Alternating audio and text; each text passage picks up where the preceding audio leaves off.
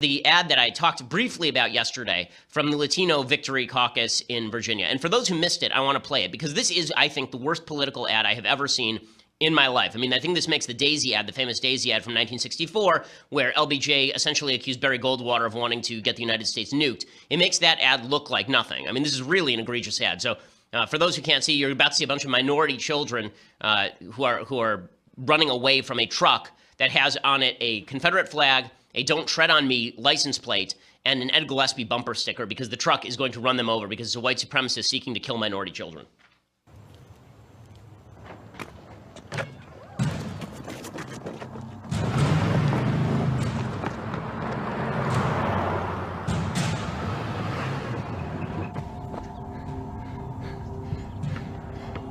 So Latino kid stops, and then he sees an Asian kid, and then both of them start running because here comes that truck again.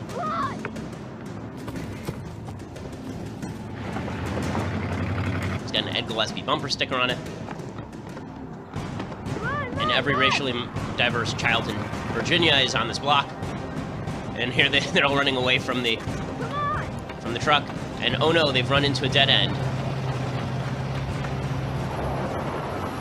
And here comes the truck. Suddenly it's night, and the headlights come up, and all the kids wake up from their terrible dream.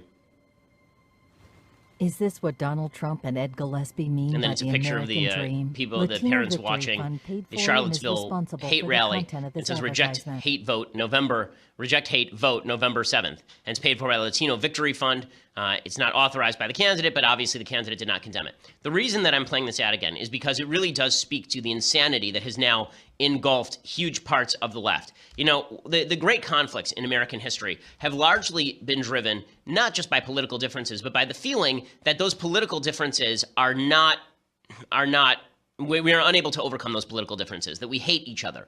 Right? The actual hate in this ad is not from Ed Gillespie. Right? The actual hate in this ad is from this Latino Victory Fund. It's from the campaign for Ralph Northam, who actually, you know, if he didn't give the go-ahead to the ad, which would have been illegal, he obviously hasn't condemned the ad. And there was another mailer that actually went out from the Northam campaign, endorsed by the Northam campaign, linking, again, Ed Gillespie to what happened in Charlottesville, Virginia.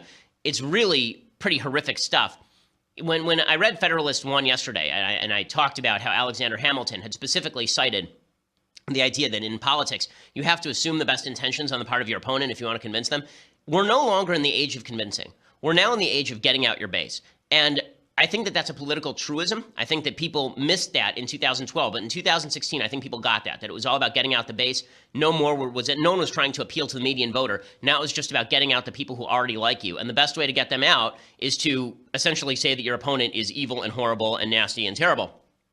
But if you do this too much, if you rely on this tactic too much, you actually end up telling Americans that the people that they live with in their same community are evil, horrible, nasty, brutish people. And if you do that, it's very hard to put the country back together again. Because I can have conversations with people with whom I disagree. I do it all the time for a living. I do it all the time casually. I live in LA. I mean, this stuff happens.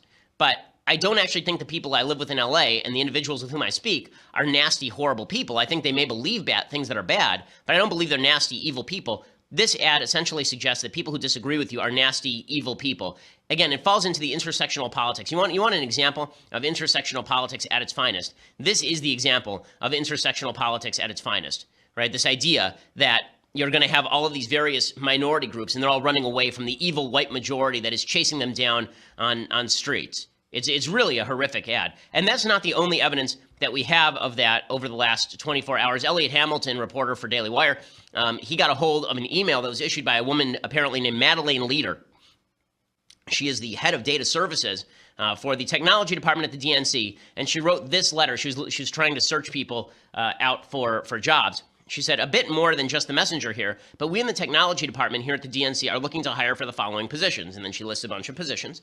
And then she says, as you may have heard, we are rebuilding the technology team into a robust, well-oiled machine that can tackle all elections from the presidential down to dog catcher and school board. What's more important is that we are focused on hiring and maintaining a staff of diverse voices and life experiences, something that we desperately need if we hope to secure the future of our country. So they're not just trying to hire a data science lead or a full stack engineer or a product designer. They're trying to hire a staff of diverse voices and life experiences because, when your computer crashes, what you really need is somebody coming in and explaining to you how they grew up poor in inner city. That's really, really important. I know when my computer crashes, the first thing I do when I call our IT guy is I say to him, please tell me the story of your life and how your diverse experiences have led you to the point where you can fix my Mac. No, that's not how any of this works, but that's not even the bad part. Here's what the email apparently says, according to Madeleine Leader, again, the Democratic National Committee Data Services Manager, who gave a no comment to Daily Wire when we asked her about it. She said, please let me know if you have any questions or concerns, and feel free to forward on to your contact. I personally would prefer that you not forward to cisgender straight white males, since they're already in the majority. She says straight out in the email that she doesn't want this email forwarded to people who happen to be straight and white because they're already in the majority. It's that same sort of intersectional logic that leads to the idea that we can gauge your value as a human being. We can gauge your worthiness in the workplace by your color, by your life experiences, as opposed to by the quality of work you do or by the kind of activity in which you take place. Again, the slander in that Latino Victory ad, the slander that everyone who flies a Confederate flag is trying to run down black children, which is insane. I mean, there are legitimately hundreds of thousands of Americans who are not doing that and have Confederate flags. The idea that everyone who's voting for Ed Gillespie sides with the Charlottesville hate protesters. The idea that anyone who has a "don't tread on me" on the front of their car, that person is trying to run down some poor Muslim child on the streets of Alexandria.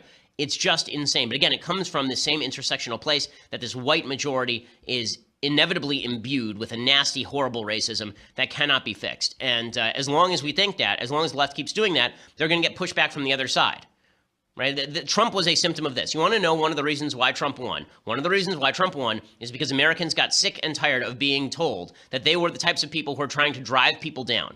And Hillary's deplorable lines was the worst thing she could have said during that campaign, because when she said deplorables, she may have been referring to the alt-right, but instead she painted with a broad brush that half of all Trump supporters were members of the alt-right.